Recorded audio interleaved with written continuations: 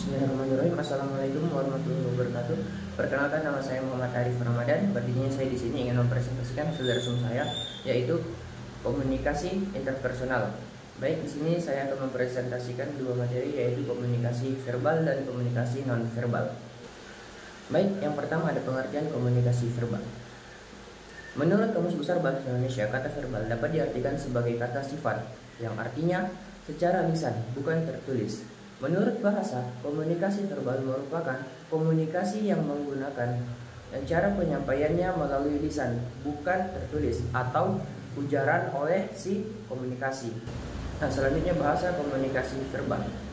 Komunikasi verbal dapat diartikan sebagai bentuk komunikasi yang paling umum dan digunakan dalam kehidupan sehari-hari.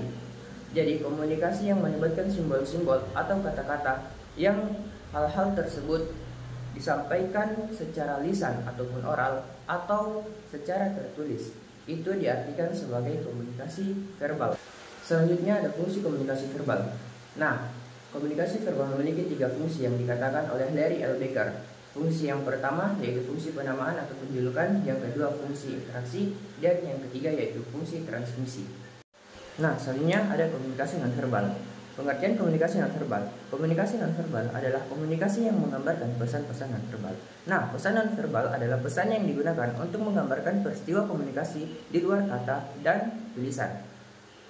Komunikasi nonverbal sendiri dapat pula diartikan sebagai pesan yang dikeluarkan atau disampaikan oleh tubuh. Oke, baik, selanjutnya bahasa komunikasi nonverbal. Pesan nonverbal terbagi pada komunikasi nonverbal menjadi beberapa bagian, yaitu pesan kinestik, yaitu pesan yang berkaitan dengan gerakan tubuh yang terdiri atas pesan fasial, gestural, dan postural. Nah, selanjutnya pesan artifaktual, yaitu pesan nonverbal yang dihasilkan dari penampilan tubuh. Selanjutnya pesan prokasemik, yaitu pesan yang tercipta karena adanya jarak.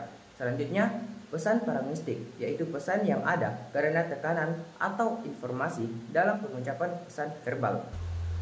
Nah, selanjutnya itu komunikasi nonverbal memiliki beberapa fungsi. Fungsi dari pesan nonverbal itu sendiri terbagi ke dalam beberapa fungsi repetisi, yaitu penegasan pada kalimat verbal. Fungsi substitusi, yaitu untuk menggantikan beberapa kalimat verbal. Yang selanjutnya fungsi kontradiksi, untuk menyampaikan kalimat yang kontradiktif.